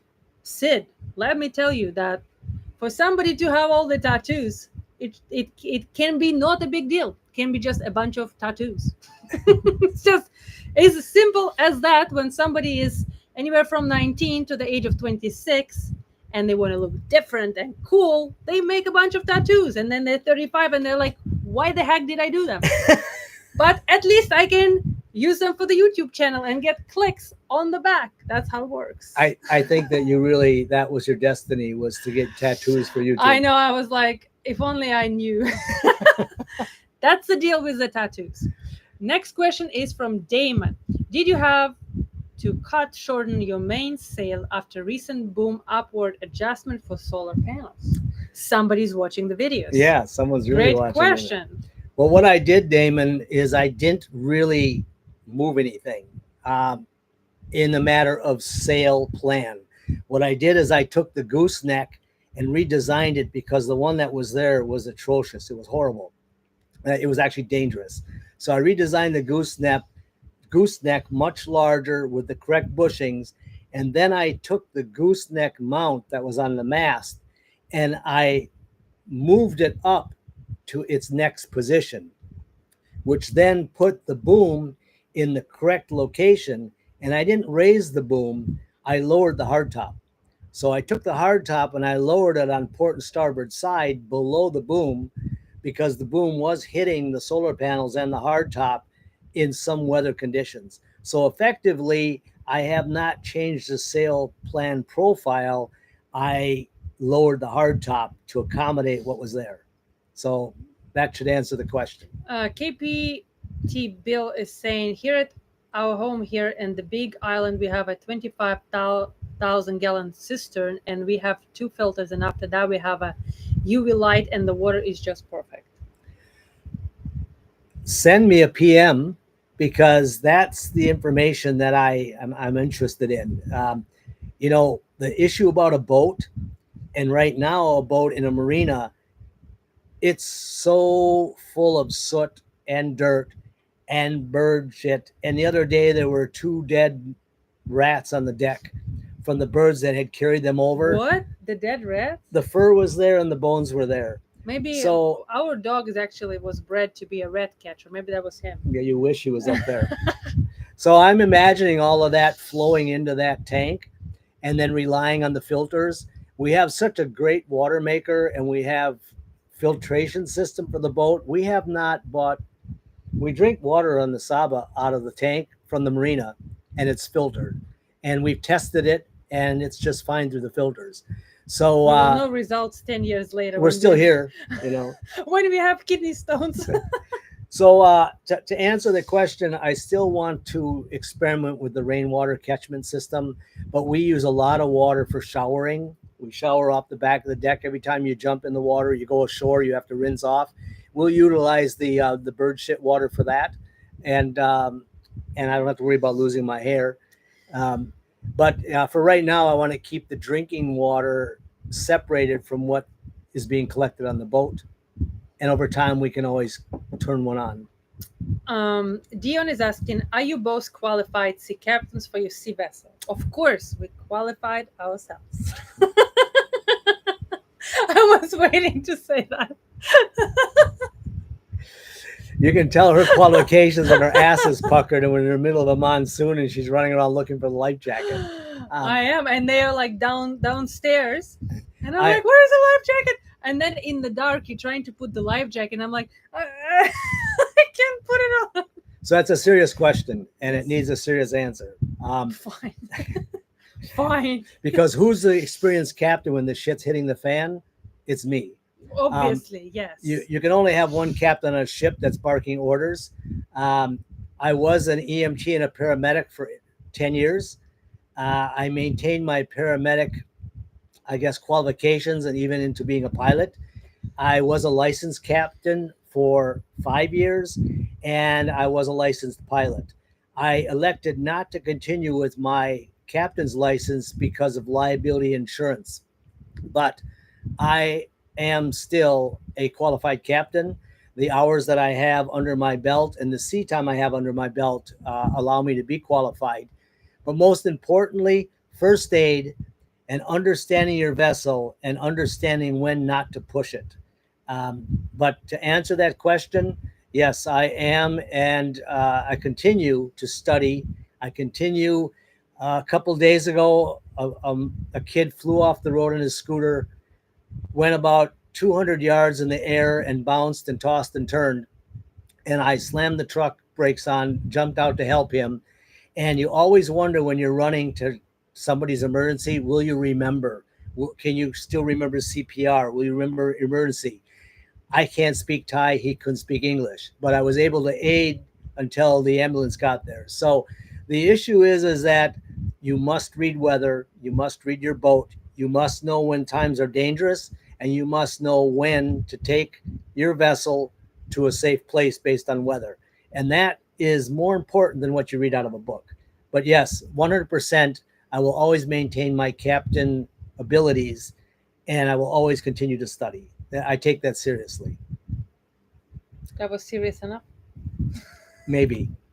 Another thing that's very important, we've had several guests on board, and as a captain, you must always explain to your guest the safety, what you're going to do in events of emergency, a fire, overboard procedures, man overboard technique. So it isn't just about you being a captain. You have to relay that information correctly. And I think Damon can definitely back this up, is that you're only as safe as the captain is educated on board and educates his passengers. So I thank you for that question. And definitely anyone that goes out to sea, first aid is imminent. And then secondary, you have to have your captain's license or your captain's skill for your own safety. And I also think when you're living on the boat, no chat. I see the eyes drift to the chat flap. So when you have guests and you both like living on the boat, I think sometimes, because for us it becomes a norm, and when you have new people on board, something that for you is normal, they have no freaking idea what they're doing and how dangerous this can be. Like, we had my family arrive, and I'm like, oh my god, there's so many dangers here. Like, and they don't even know. They're just like walking around. I don't know, like they Swimming ashore. Swimming ashore. Literally, they jump from the boat and just swimming ashore. The dinghy is not even in the water yet. They're like, "Oh, we're just gonna swim ashore." Did you So- ask about what kind of wildlife is here, in the water or on the shore? Safety rings out. Can you swim? You know, the anchor goes out, and then a safety line goes out with a safety ring on our Yeah. boat. You will never see us in the water without a safety ring. I had my uncle drown when he was 16, trying to save my aunt. He jumped overboard, plucked her out of the water, threw her to my dad. My dad picked her up and looked around, and William was nowhere to be found. I was named after William because he drowned at age 16. So I take water and boating extremely serious. And yeah, it's living on the water is pretty damn dangerous when you think about it. It is. And the safety is in your own hands. Yeah, and that's why when we started and William mentioned about the first trip on the trawler, I remember it. I just jumped on the boat and I didn't know any better, right? Because a lot of people don't realize, if you jump on the vessel with a captain, you better trust that captain, and you better also, how you say it in English, understand that He's the captain. he's the captain, and you have to do whatever he says. And I didn't know that originally, and we even had like strong conversations, because sometimes he would bark orders at me at anchor, right, not on the way. And I'm like, well, don't bark orders at me here, like, you're my husband, not just the captain. He's like, as far as we're on the vessel, I'm the captain. So, and I'm like, well, I don't know if I signed up for this. So that's actually was one of those conversations. Some people were asking if we are bickering. So that was when we had to discuss that and kind of go into detail, like why, right? And it's so important to be okay with listening your captain, because if you're not, you should not be stepping on the vessel and going anywhere on that boat if you don't trust that captain, period. Because that's who your life going to be dependent on. You know, once we were asked to help move a 100-foot gullet from St. Augustine down to Fort Lauderdale. And when the captain arrived to the boat, I had arrived, Jan and I arrived a week early, and we were trying to get the systems going. We were putting things together. The captain walked on board and he said, "Who's the most experienced on board?" Well, I raised my hand. He said, "Okay, you're the assistant to me." And then he started asking, "Where's the flares? Where's the life jackets?" Within 30 minutes, he said, "I am going to leave this boat. I am not going to be your captain. This boat is not moving because this boat is not safe." He gave up a very expensive gig because he was ex-Coast Guard. And he said, "This vessel isn't ready to leave. Give me a call in a week when you get everything prepared." And it was because of his communication. He asked where the flashlights were, and the guys had gone out and got these little pen lights and said, "These are our torches." It was painful. It was painful, and we spent 2.5 weeks getting that boat prepared to safely leave. So I commend that captain for walking away from a very, very good gig and a lot of money. He sent a deposit back. He said, "This vessel's not safe. I'm not going to be responsible for you people." And so, Gonna move on. all right. All right. So Tony is here. He's late, he said, but he's here. And Rob is here, is our patron. So, hey guys, if you just joined, make sure you leave a question here. We're answering questions in the chat box. And two people, not a lot of, but some people ask question about. Hey, come here. He's locked. I want to see the little He guy said here. the dog is in the crate. He's like, "Come here." He's like, "I can't." Okay, so three Better questions than me. we're gonna mold in one. All right, Mister. you're gonna mold in one. I can't look Yes. at questions. So Damon asking, do you carry weapons for piracy? Holly Molly is saying that yes, we want to see, we want to hear about that. And also Damon was mentioning about watertight door to the forward port hull sail locker, and he's saying it's a very good idea, and he's going to be using that as well. So I think that kind of ties together to the weaponry question also, because why we did it partially. So let's talk about that. Weapons. Now, we are in Thailand, Yes. and in Thailand, I can apply for a gun permit. And I could carry a gun legally in Thailand. What I've learned is that the responsibility of having a typical firearm on the boat isn't worth having the firearm on the boat. There are so many other options, because effectively you're going to be fighting someone else and you hope you can outgun them. I have a huge experience in weaponry. I used to also be marksman. You have to know that your weapon is going to be better than the weapons of the people surrounding you. And you have to make sure that your shots are going to hit someone that has an intention of doing damage to you. Because if you accidentally kill a fisherman or a child, you are never going to boat again in your life. You're going to be sitting on a silver urinal. So again, respect of having weapons in other countries. I have also been trained, and I have skill sets of things that are actually better than a firearm for safety. And we have that on our boat. We have always had those on our boat.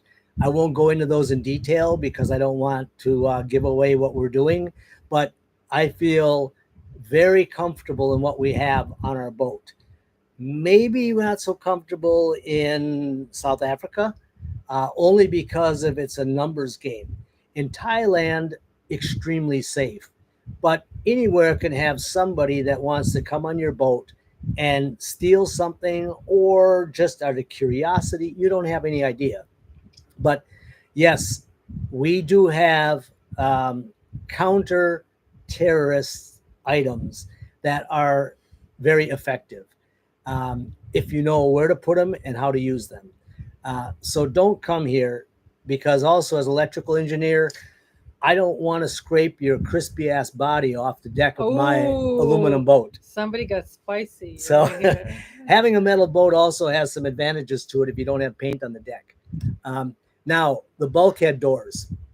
We designed the watertight bulkhead doors both as structurally safe and to keep the water from entering if we were to collide with a container or hit something in the front bow. But it also gives us a location to escape to with a very thick aluminium door and hinges that no one's going to break through. They won't even be able to shoot through it. But it gives us a chance to recollect ourselves in a location while we're deciding what to do next. And the other side is an excellent way to get into a sail locker without going outside in the pouring rain, and have access to storage and have access to additional room. So the watertight bulkhead doors are much better than the hatches on top. Now, there were questions and comments. Our Dawn Hunter boat, I had stainless steel bars on the windows that were spaced just enough so you couldn't slide through. That was our protection, because you couldn't lock the windows on that boat. Yes, and I felt very I didn't feel safe in Bahamas personally, because the first night we went at anchor, and I'm like, this is what it's gonna be like. There's somebody can get through the window, they can slide in, and I'm not gonna even hear, because I've realized that when you're sleeping on the boat, the chances are when there's somebody gonna be very quiet and get on board, you're not gonna hear them. So I'm like, get those bars. So we had burglar bars on that boat. On this boat, I've built aluminium panels that are underneath the hatches, so someone can break the hatch, but they're still not going to get into where we are. The other thing about having this boat design is that they're going to have to go through 2 or 3 doors to finally get to where we are, and we're going to hear them through the first door. because after the bang and the fireworks take place and the electricity takes place, if they finally make it through that, then they have to get to the next. So it's kind of like a video game. They need to get through 3 doors to get to us. And if we are not outside. And that's actually somebody wrote somewhere, I don't remember where, which was a very good point. They were saying that for the most part, when somebody is attacked, quote unquote, it's not at night when you're expecting them. It's actually during the day when your door is open, right? You're not running air conditioning during the day, so your door is open to your salon, and that's when they get in, like in the day. Another trick: always have 2 dinghies. Leave 1 dinghy hanging on the back of the boat, and don't name your dinghy after your boat. That's the worst thing I see people do. It's their boat is called Sea Angel, and it says TTC Angel. Well, they're sitting there on shore when TTC Angel is ashore, and they're out having a beer. Well, guess what? Sea Angel gets raped. So, have 1 dinghy, which is a little inflatable, hanging off the back or on a painter, and that way there's assumption you're still on the boat. See a nice boat, the dinghy gone, it's happy days. So there are things that you kind of program yourself for. Questions, concerns?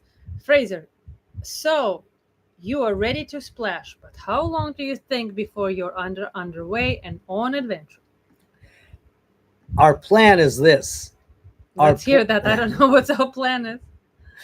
Our plan is that the boat will never be finished, because we're using this boat as an experiment and as it has a workshop on it. It's actually a boat where we will be creating and designing things. Will the boat ever be done? A boat's never done. So we're going to work on the boat in exotic places. Yeah, like somebody commented. So will the boat be ready in 2 months for us to sail and use the water and use the plumbing and use that big ass toilet? Absolutely. But will all the shelves be in and will all the pretty stuff be done? Probably not. Better be. Also, somebody asked, Robert, what are your tattoos? Well, my tattoo is a basilisk, and you can Google what that is yourself. a little quest for you. No, it's a quest. It's a basilisk. Okay, Chris, during your DC research, was it difficult to get accurate information? In other words, did they try to hold back information? You know what? The information available today on systems that are not mainstream, the information sucks. I mean, I'm sorry, as an electrical engineer, you have to go all the way back and find the data sheets and look at the charts and graphs and come up with your own assessment, because so many people even rely on YouTube experts that are not even degreed engineers. They're experts. They're great at showing items and equipment and even application, and they might be 80% correct, but 80% doesn't cut it when you're designing and spending a lot of money on your home. So even a lot of this information, you have to cross-pollinate. I was able to get the most information on DC power generation from companies that are supplying DC generators for emergency response teams and for windmills and for cell towers. When the power goes off, those generators cut on, and they are DC generators charging batteries. So I've found manufacturers that know DC generation and build them and have amazing specification. But as soon as I say marine, they say, well, we really never did a marine application. So now I say marine, and then the last 20 years of players comes up, and it's not innovative technology. It's a rewound alternator running as a rectifier bank, calling it a DC generator. It's not a PWM, permanent magnet rotational generator. So the answer to that question, long-winded, the research kept hitting dead ends. I kept hitting white papers. So what I had to do 4 months ago is actually speak with the engineers in these factories that have designed these, and then explained what I needed and why. And they have most parts said we don't do that. We only do 48, or we don't do that. I had 2 companies that said we can do that if you're willing to work with us. So I am working with a major manufacturer that builds over 500 generators a year for all the emergency cell phone towers. And their product is amazing. And I am working with them to make it a marine application. In the meantime, I'm utilizing a specialty built alternator with a remote DC pack and an Arco Zeos command box to provide 7,000 watts per side into the battery bank. It's a phenomenal product. And to date, it's one of the top products that allows you to connect to Bluetooth and actually run in what's called generator mode. Look them up. It's well worth watching and studying that product. And what he just spit it out took him months to research, really, because it's why I decided to do a video on Yeah. it, because I'm tired of bullshit. and we were eating the bullshit. We tested so many YouTube products on Dawn Hunter 1, and guess what broke off grid? Yeah, those products. All of those items. Yeah. And I can't blame the manufacturer. They're not getting true test results back either. So anyway, I ranted. Well, you're not gonna get a real responses or outcomes of the people because they send them free product to advertise. What kind of feedback you think you're gonna get? Right? They're gonna name the brand and they're gonna say the best thing ever. That's what they're gonna do because they're paid to do so, right? So let's be all realistic here. But it's even hard to swallow when how many times have you bought something that was supposed to be the coolest thing ever? And you tell your friends you got it, and then you find out it's not worth a shit. Well, you're not going to go back to them and say, you know what, I really made an error.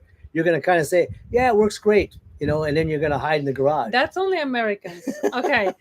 We have this conversation with William constantly. He's saying always that Americans are the best clients ever because they don't complain. Yeah, because once they got something, they're going to just say, beautiful wife I've got. Boom, right? We're gonna leave it at that. Air Sherb, SDH, Sailing Dawn Hunters, that's us. What will you do to prevent corrosion in the bilge? As we said earlier, I'm going to state again, we bought this boat 9 years old. For 2.5 years, it sat in the marina without any babysitting. It really was neglected for all those years. There is no corrosion in the hull. There's no paint in the hull. You should never paint aluminum, and I could go into the reasons behind that. But the bottom line is that the hull is 50-53 marine aluminum. There is not a leak in the hull. There is not salt water in the hull. The hull is as dry as a bone, and there is not electrolysis. So in 9 years, there is not corrosion on this boat. And I even pulled the insulation away. I did find one location behind the insulation in one of the heads where the caustic from cleaning the toilet had spilled over a few times, and it got between the insulation and the hull. And there were a couple little pit marks there. But properly built and properly designed, you're not going to have hull corrosion. The bottom paint was 3 years old. We sanded it off, put on 2-part epoxy, put on hard bottom paint, and it's going to go back in the water with the same bottom paint that we did in Africa. So, summary of a properly designed vessel is not going to have corrosion issues. Just don't hide it. Don't paint it. Don't cover it up. Make it accessible. All right. So we're going to start kind of because we've winding down. But if you yet have a question that we haven't answered, write it here in the chat and we're going to answer it before we go. But here we have some questions. Sailing someday. I love the answer. I like the name, Sailing Someday. Right? Yeah, That's so cool.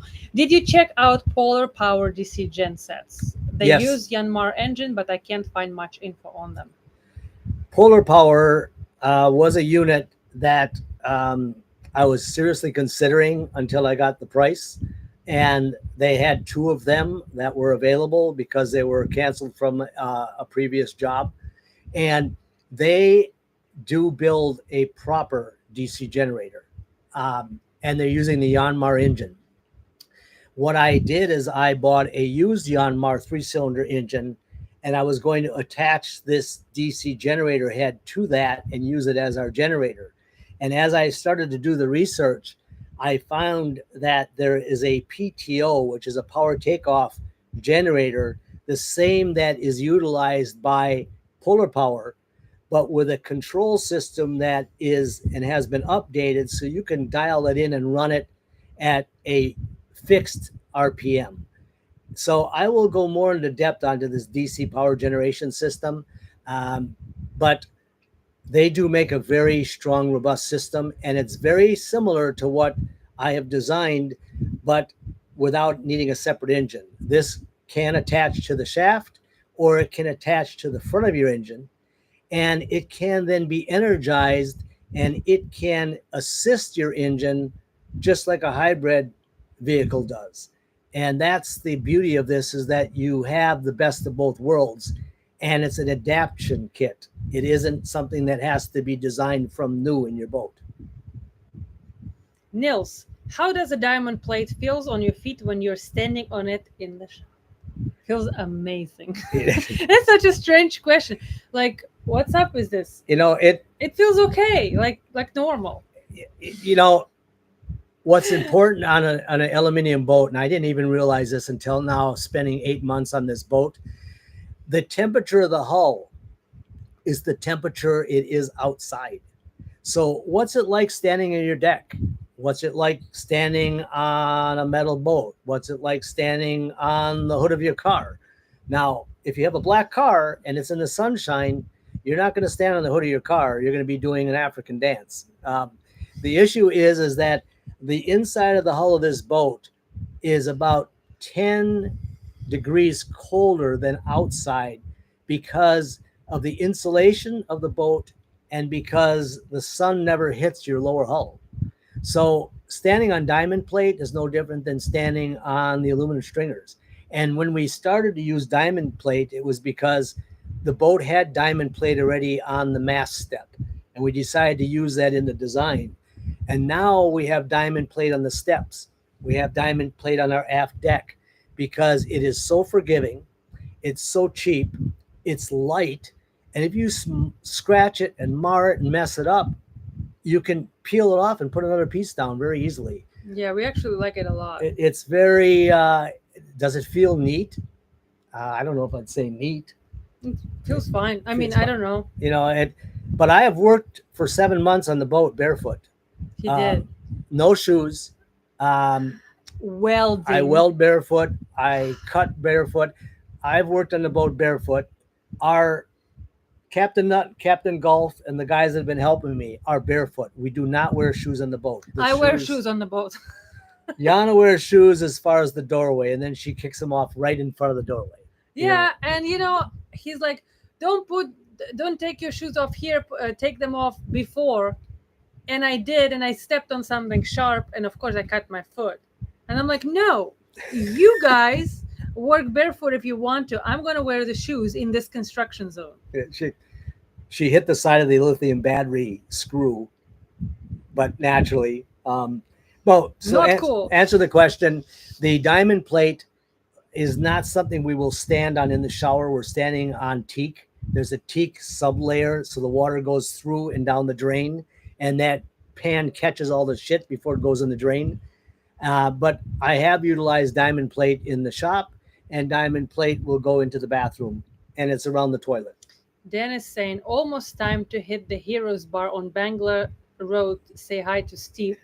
Actually, Dan, you can't believe it, but William, living in Thailand not living, but us being in Thailand here for this long time, he hasn't gone to Bangla Road once. The wife has been there many times. Yes, because I had a lot of visitors from my side, my family and my friends, and obviously I had to show it. But even I haven't been there in the evening. I have been there a long time ago, and we had here who don't know the Thailand, in Phuket, this is the most famous street where all the bars are, and like Lincoln Road in Miami and whatever, right? Yeah, but it's like a famous seedy street, sort of. But it's not really that seedy, but yeah, it's kind of like a fun street. So, and right. one of the last questions, if you have the question, make sure you write it down here right now. Hit that Fast, like fast. button. Hit the like button while we're answering one of the last ones. From Tom, would you change the new boat name to Don Hunter to follow your site name Curious? Site name. Well, yeah, because right now the boat is Tiger. No, but it is No. going to be Don Hunter Yeah, 3. it is Dawn Hunter already. It has Dawn Hunter on the side. All those, I've had so many people visit the boat, and thank you for coming. I've given like a quick, fast nickel tour.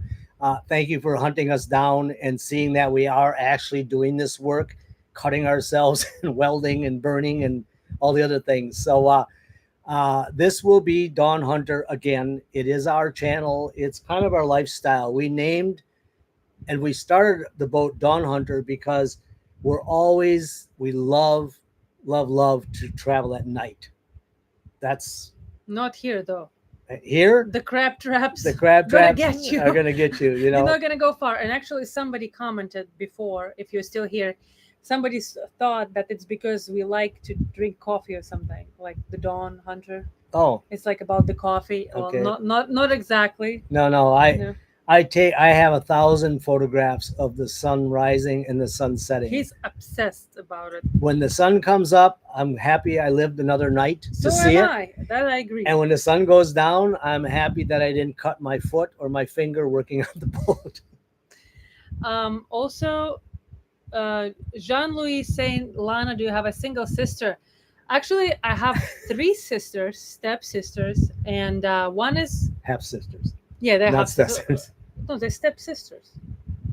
They're step-sisters. It's called step-sister in British English. Let's talk about English terms. Anyway, so one is what? 8, 13, and 21? 21. 21. Yeah. All tall, as taller than Yana in some cases. Blonde. I'm not blonde, but they're blonde. And Very tall, like taller than me. Tall. yeah, taller than And I'm tall. I'm 176. They are my next Lisa. after. Yes, my next after me is 182. Yes. But she has a boyfriend right now, so you should have come early, right? Well, but the young ones are still available. Yes. There's somebody that was just how accident prone is your wife, bro? Dude, you know, listen to what she said. Myself, Nut, Golf, and maybe 10 other people have been on and off the boat, even subcontractors, no shoes allowed, barefoot only. We put the lithium batteries up that have threaded rod, and we put a piece of foam against them so you don't hit the threaded rod. My wife walks up and she knocks the foam down on the way into the boat. On the way out of the boat, she hits her ankle on the threaded rod, kicks the battery, and said, "This is dangerous. I'm not taking my shoes off." So accident prone. If you want to test the product, send it to Yana, because he always says that. she will break it in under 1 hour, and then I'm taxed with fixing it. That is true. Unfortunately, it's true. I don't know why it's happening. I don't If know you're why like that, let me know in the comments. So- if you're like this and you're watching this, if you just things just happen, things just break around you because they are made badly or uncarefully, it's not you who is the reason. It's all around you. Yes, exactly. It's all around you. You know, Yana had some new clothing on the other day going to dog training, and she had a cup of coffee. And I said, "You know what? You've had that new outfit on for under 30 minutes. Please put a lid on your coffee cup." And she's like, "Well, why?" And, you know, to my amazement, she didn't baptize the outfit. Yeah, I But know. before we There's hit the still- 2 hour mark, There's still 2 questions. 1 hour, 53 minutes. Thank you for everybody. And I'm going to ask you, now that we hit 80,000 subscribers, send our channel to your friends. We need to hit 100,000. We've survived this long. Let's get more people watching this madness, please. All right. Fraser, actually, is Yana going on a dinghy driving course? No, that was just it was like the new thing. You know, you need to learn new thing. I didn't learn it. He just put me there. And actually, I don't know if this guy is watching, but You know, karma. Karma is, you know, the boat that she slowly bumped that, into yeah, twice. yeah, The other day, she texted me and she said, "William, we just got hit. The Saba got hit by another boat." And I'm like, "What?" She's, yeah. She says, "The same boat that I kind of hit with the dinghy, they hit us." yeah. I just literally walked in from the boatyard, and I took everything off, and I sat on the sofa to read a book. And I'm like, okay, I'm gonna take 30 minutes to read that book. I'm like, shit. I first thought sometimes it looks like the boat is moving with ropes, right? The heavy winds or something. And I'm like, no, I see something in the window. So quickly put the pants on, put the shirt on, run out, and I see this boat maneuvering and they're trying to dock. Karma. Anyways, but it's fine. It's literally nothing. It was like a little bump, but nothing has happened. They had bumpers on, and I helped them with lines to dock because they didn't really, their crew didn't know what they were doing. They were just not experienced boaters. So for all you guys dissing Yana for hitting the boat, we are now even. Karma. It was a rubber boat. Nothing has happened. Okay. Just bounces back. Have you ever hit the balloon? Like, one of the last questions. If you can respond, how much of a difference by the Ordich is sailing around Pacific compared to, say, Adriatic, Aegean, Ionian? Okay. That's a very long-winded answer, but I will say that we have been, and I have been multiple times up and down the East Coast of the United States.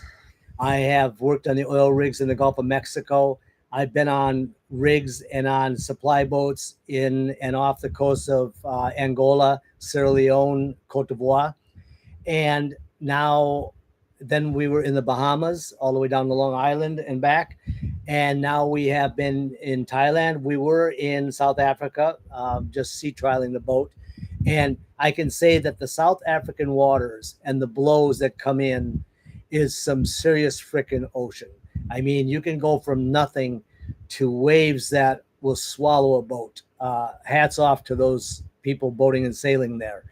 Here, I've learned that it's very dangerous when these blows and when these storms come in. They're not just for 5 or 10 minutes.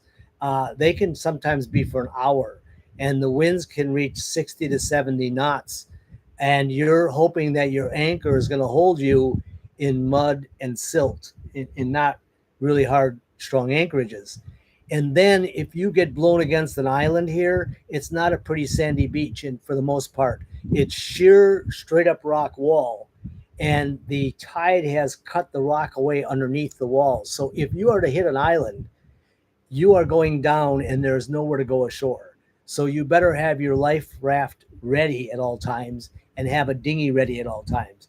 So to answer that question, But the question was compared to Adriatic, Aegean, and Ionian. Well, I'm comparing Thailand because I can't compare the other locations. Well, then you need to preface. So I was getting there. Oh, okay. Right. Just letting you know that wasn't the place. So, so you would have to ask those questions. There's many people I've been watching that have sailed these seas in solo. They've sailed them in 30-foot boats. They've sailed them in, and they've done them in Nordhaven trawlers. There are a lot of ocean crossing people that are out there, and we're not one of them. I must say that I'm more interested in off-grid living, off-grid lifestyle, going out at anchor for 3 months at a time and relying on the boat and making sure you're safe in the weather. To me, that's more interesting for multiple reasons than crossing a large body of water. And that's just the way I am and the way we are. So essentially, are we ever going to be circumnavigating? It's no interest of mine. But hats off and congratulations to those people that are doing that. But maybe they wouldn't be excited either about being at anchor for 2.5 months. Yeah, it's just different lifestyles, and I think for each their own. Really, you can't. Everybody's different. And that's what boating's about. It's the freedom to do whatever the hell you want. And if you don't like your neighbors, and if you don't like where you are, you move somewhere else. And that to me is priceless. But again, that's us. So, Clive is saying hi. Californian kayaker is saying hi. wow, All the oldies are crawling all of out. our people, welcome everybody. Thank you for staying with us. Do we look any different over the last 4 or 5 years? Yes, and I think one more question from Californian kayaker. What's your name, by the way? I always see your nickname, and I know you by that. Hi guys, on another channel, folks in Europe somewhere, drunk fishing boats keep hitting them when they dock. It's so funny. I mean, it's so funny, but it's funny. Way too many times. I've got 812 volts, 320 amps now, so I could go with 24 or 48 volt if I want. Do not go with 48. Don't listen to the hype. A boat is not an off-grid cabin. An off-grid cabin in 48 is what everybody's driving down everybody's throat because smaller, cheaper wire. Also, the motors are running at 48 volts. But if you want to run electric motor, go to 96, go to 72. Do something that is actually more in line with what the automobile market is doing. They don't run something at 48 volt. That's a joke. They're running, in some cases, 320 volts because of the amperage and E over I times R. So think about your boat of where you're going to get the parts. You can buy 24 volt air conditioners. You can buy 24 volt bilge pumps, 24 volt macerators. You can buy all kinds of 24 volt boat parts because that is a standard in the commercial boating industry. 48, buy a bunch of DC to DC converters, lose a lot of heat, throw a bunch of money at the blue box. But I tested it. I went down that rabbit hole because I thought that that's what I should be doing. And I've realized very fast, 24. 24 divided by 2 is 12. All the instruments run at 12 and 24. Who is on 24 volt team?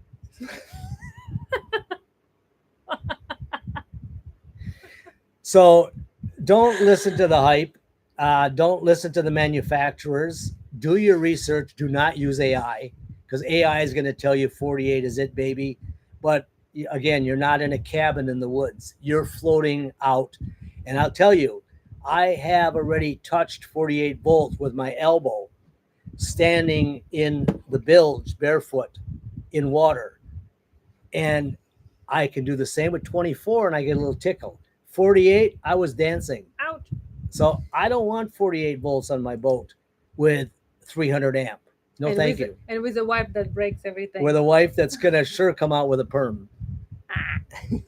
All right. People are asking about the guard dog. We have to show the guard dog. Yeah, we just go don't get want to your- be. We just don't want to be that channel that shows the kids and the dog, and like some people might not want it. So as far as this is the end of the life, I'll show the dog. You can answer one more question. Actually, somebody said, you remember when we were talking about? Don't look. You said I can answer the question, and then she slaps No, the me. question is here. Oh, It's coming from this mouth. okay. Mouse. Somebody wrote that we're changing the boats all the time, and somebody said, how about a 60-foot trimaran? Ah. So I'm gonna get the dog. To answer that question, the trimarans I studied as well because before we found this boat, I was like, you know what? I love having that center engine room and that place to work and the ability of this vessel to sail and to navigate. The issue is that I grew up in northern Wisconsin, and because there were 7 kids, 2 parents in a 40-foot home, my brothers and I lived in the basement. And the only time we saw daylight was to look up through the little window. So it's one of the reasons why I never got enthused with a sailboat. I want to sit up on top of the water and look around and see what's going on. And so the trimaran is kind of a compromise to that, but the aluminum catamaran to me is the optimum vessel for sailing, for off-grid, for comfort, and for solar placement. We have enough deck space for 8,000 watts of solar, and solar power is free. after you buy the solar panels, and those have gotten very low. So we're on a aluminium boat because of the off-grid lifestyle. So now you have to say hi to our our vicious guard dog named Raven. And Raven is addicted to coffee like we are. But this little guy has led us into, or sorry, has led Yana into becoming a certified dog trainer. Yeah. This little guy is a certified canine. Do not get near him because he is going to leap through the air and grab you by the jugular vein. And as he's taking you down, then I'm going to get my flamethrower out. Yep. But in all honesty, he does, you heard, he does bark when strangers come near the boat. He has been a pretty phenomenal little guy to have on board. And because he's been trained. And you know, we always used to sit there and say, those poor guys and those poor people have to take their dog ashore. Well, we've learned something. They don't have to take the dog ashore. They're using the dog as an excuse to go ashore. Yeah. So yeah, I love taking him out. It's kind of nice to go ashore and gives you another reason to do that. He went back and he's great. Raven, come here. Yeah. He's anyways, a smart dog. yeah, I know he's He sleeping. doesn't want to be live. There is no air conditioner, so he's been sleeping on his cooling pad. Come here. Come here. Come here. You want to show people your teeth or not? You want to show people your teeth? Yep, that's the dog. So this is our monster. He gets to walk about 10 kilometers a day because Yana walks him in the morning and in the nighttime. He's panting because he doesn't have air either. So yep. So that's the dog. Don't want to like bore you with the dog like a lot of people do on their channel. Yeah, we're not gonna be dog. Yeah, we're not gonna be dog channel. Go ahead. So thank you everybody for being here. Yep, thank you guys. Appreciate you. Every person who watched, who wrote a question, and I'm a lot of time the comments come later also. We're always gonna answer like this, and once we're gonna splash, which a quick reminder, we are splashing this Tuesday, 15th. Hopefully we splash and we float. Yes. Because if we splash and we sink because the weight displacement is incorrect, we are. That would be pretty bad. Well, we didn't even put the sails on. We're waiting because if we're too heavy, we've got to modify the boom and do some other things. We have a super secret plan if we need to. Anyways, always nice to talk to you guys. Really appreciate every one of you, all the patrons, all the users, all the people who comment and put the like button if you can. If you can't, just send it to your friends. And I am ready for some drone shots on the water. All right. See you guys. Bye-bye. Thank you. Bye-bye.